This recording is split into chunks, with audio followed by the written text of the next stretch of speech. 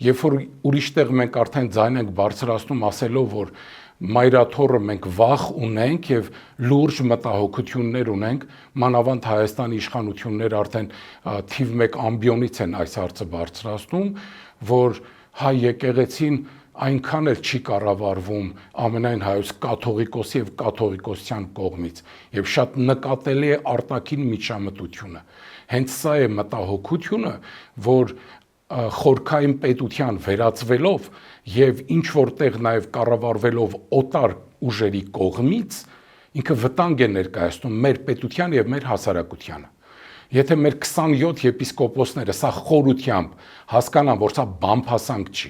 հասկանան, որ այս 10 եպիսկոպոսները նիկոլական եպիսկոպոսներ չեն, այս 10 եպիսկոպոսները ընդունում են Նիկոլ Փաշինյանին որպես Հայաստանի Հանրապետության վարչապետ եւ այսքանը։ Այս 10 եպիսկոպոսները մայրաթոռի հայ եկեղեցու եպիսկոպոսներն են, պետության եպիսկոպոսները եւ իշխանության եպիսկոպոսները կամ ընդդիմության եպիսկոպոսները չեն։ Այս հարցը շատ լուրջ հարց է։